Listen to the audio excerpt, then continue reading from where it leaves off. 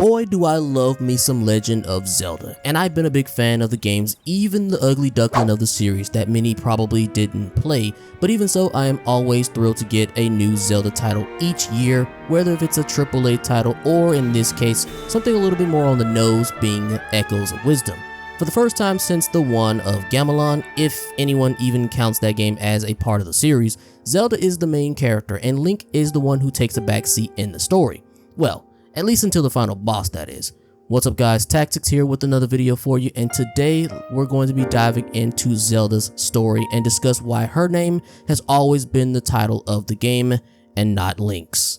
Released to critical acclaim, Echoes of Wisdom has been praised by many for its unique style and gameplay. The story of Zelda as she travels across Hyrule to clear her name, restoring and fixing the rifts across the land, and the overall performance and art style that the game displays. And I'll be going over all of that, starting off with the story. Now we kick things off by playing as Link, who pulls up on Ganon, who done captured Zelda. Now despite this being her game, we're already off to a bad start with her being in Ganon's clutches. And I gotta say, this is a bad look for Zelda, getting captured before the game even starts. But you know what, that's okay, cause she's gonna get her get back of the century very soon. Link easily packs up Ganon, and I'm sorry, but can you even call this a fight? Like, this has got to be the sorriest iteration of Ganon I done ever seen. This man out here screaming like he just got done smoking 8 packs of Newport. Like, somebody get this man his breathing treatment immediately.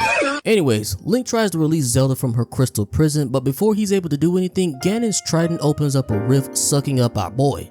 In his desperate attempt, Link fires off an arrow at the crystal to break Zelda free before falling into the rift. Zelda, not wanting to be a damsel anymore, musters up the strength to break free and escapes back into Hyrule as the rift begins to expand. She returns to the castle to inform the king, only for the rift to reach the throne room and swallow up the king and his attendants. Evil clones of them spun from the rift and frame Zelda for the cause of the rifts and order the soldiers to capture her and throw her in prison, even outright threatening to execute her. Like, damn.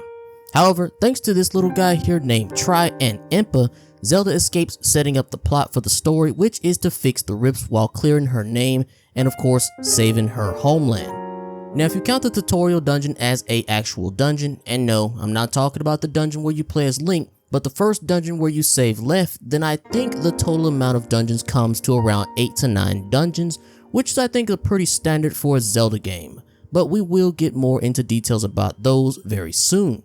But back to the story though. Once you help the river and see Zora save Jabu Jabu, it's off to the desert to help the Gerudo stop the infestation of monsters coming from the rifts. Once you complete these 2 dungeons, the game enters into the midway point, where you return to the castle in order to save the king and the entire castle town.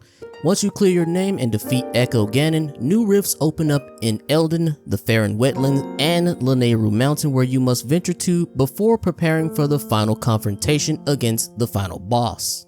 Now for anyone who has not got the game yet and played it for yourself, I will spare you any of the spoilers of the ending, but for the most part, I think Echoes of Wisdom delivers a very strong narrative of Zelda being the main hero and utilizing Tri's powers to conjure up clones of objects and monsters.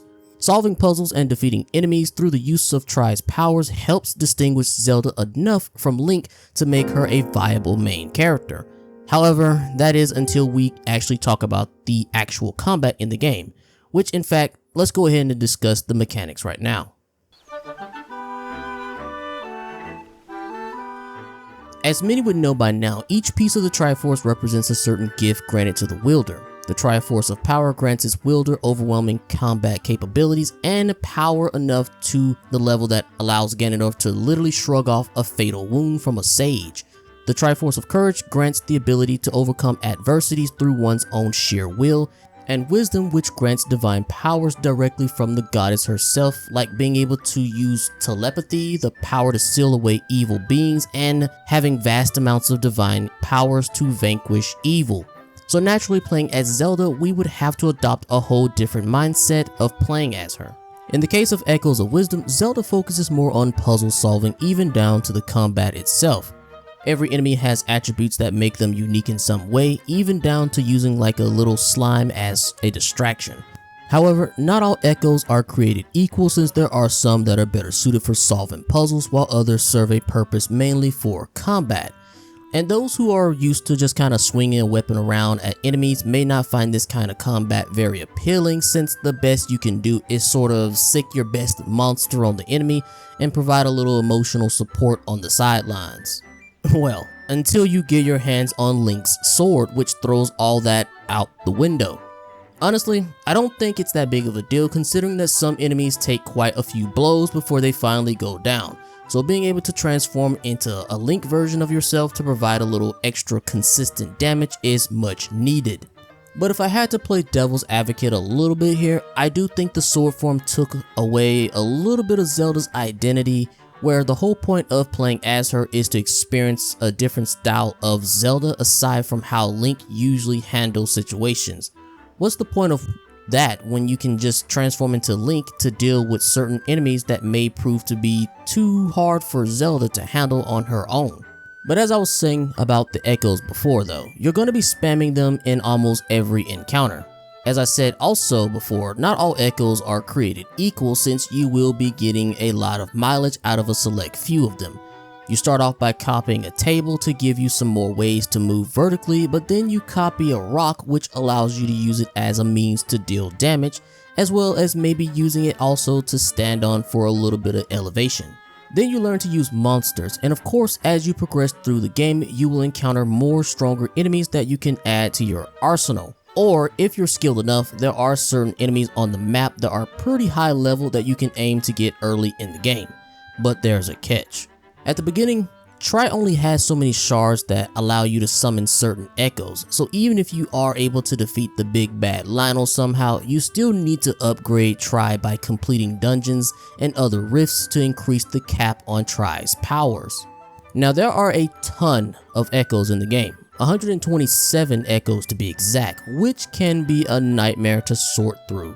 Once you obtain a large amount of them, sorting through them become a bit of a hassle. Basically, you're only allowed to designate one echo to a single button, which is probably the only real issue I had with the game.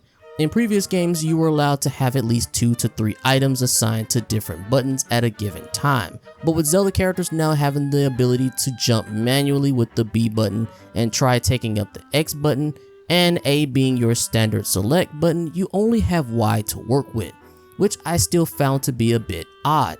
Regardless of all that though, it still didn't affect my overall enjoyment of using the echoes, especially since you can sort through the echoes to the ones you use the most.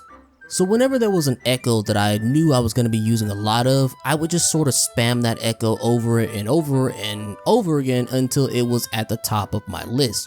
Granted, that still didn't change the fact that it could be tedious at times to scroll through the list of echoes to find the one that I needed. Aside from echoes though, Zelda also gets access to certain items such as consumables that you can use to mix together into a smoothie. Depending on the combination, you can get smoothies that restore health, they give you fire electric resistance, increased swim speed, and even recharging your energy meter for Link's sword, which just makes it even more convenient to use. This energy meter can be increased thanks to Luberry, who can hone Link's weapons to be stronger through the use of might crystals. Zelda also gets access to outfits once you complete Hyrule Castle dungeon, allowing her to utilize different abilities like the cat suit that allows you to understand, well, cats.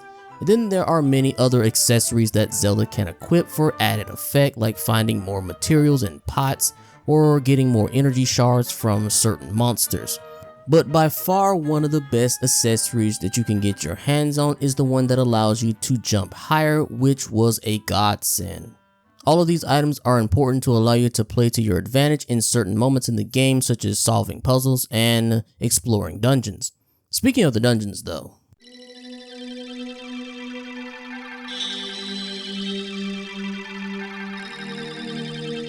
Echoes of Wisdom returns to form with more traditional style dungeons, and honestly, maybe it's just me, but none of the dungeons felt very challenging. I suppose I've just conditioned myself to know kinda what to expect with many of the puzzles, like, you know, light a torch here, you put a block on a button there, and maybe find a room of monsters. All of it just very simple.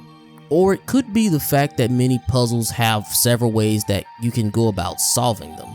Even though I believe there's nothing wrong with solving puzzles in your own way, it still makes me miss the good old days when you were dealing with puzzles that had to be solved in a specific way that made certain dungeons more memorable. I don't know, it just made me feel, more smarter after figuring out the way the puzzle was meant to be solved. But I can still appreciate this style of coming up with your own unique way of handling certain puzzles, I guess. As for the dungeons themselves, all of them had interesting themes for the most part to them, with your standard fire, water, wind temples. Obviously, the water themed temples are some of my favorites since, well, Yeah, boy. I was a huge fan of the water temple from Ocarina of Time. Absolutely fantastic temple. Who's with me? Boy, if you don't... Yeah, no, just me? Okay, well damn, alright. Now that I've gone through the game and played Link's Awakening as well, I suppose the graphics have grown on me a little bit. The toy box looking art style still seems a bit off to me, but I don't hate it though. And as for how the game performs, well, it's not great. After a few weeks of this game being out, the performance issues don't seem to occur as much as it did when the game was first released, which I gotta say was pretty inexcusable. Looking at a game as large and ambitious as Tears of the Kingdom, I can understand there being some dips or some hiccups in the frame rate, but even Tears of the Kingdom held up way better at launch than this. It was pretty shocking to see Zelda team give the green light on allowing a game like this to be released with such awful performance issues. Again, something like Tears and Breath of the Wild, I can overlook the performance flaws since one was a launch title of a brand new system and the other game basically doubling the amount of content in it. And regardless of my complaints, I still had plenty of fun playing through the game and getting to experience that traditional style of Zelda, well, playing as Zelda, while still keeping that open world, open sky, choosing your own path sort of gameplay. But I do have to give props for a more grounded and linear path of storytelling. Personally, I'm hoping that Echoes of Wisdom is that glimpse into the future of the Zelda team wanting to return the series to its roots a little with more linear design storytelling while still striking a fine balance between plenty of open world, open sky sort of gameplay. I get really excited just thinking about what the next big 3D Zelda will be like if they decide to adopt this mindset. And with the game coming out on the new system in the future, the possibilities do seem pretty endless. Overall, Echoes of Wisdom was a reminder that even the most familiar franchise can still innovate, surprise us, and leave fans just wanting more. So what do I think about the game in the end? Well, it's a pretty good game. I highly recommend it to anyone who hasn't played it yet. If I had to give it a rating, I would give it a good 4 stars out of 5. Great story for Zelda's first game as a main character, and the gameplay mechanics were a new and well thought out way to some degree. At times, sword form kind of defeats the purpose of using echoes, and the performance issues definitely hurt it a little bit as well, but what do you guys think about The Legend of Zelda Echoes of Wisdom? Let me know in the comments below. Thank you guys for watching, and if you enjoyed anything in the video, be sure to hit that like button and maybe even subscribe for more content like this if you're feeling even more generous. Either way, I appreciate it all the same, and with that, I'll catch you guys in the next one. Peace.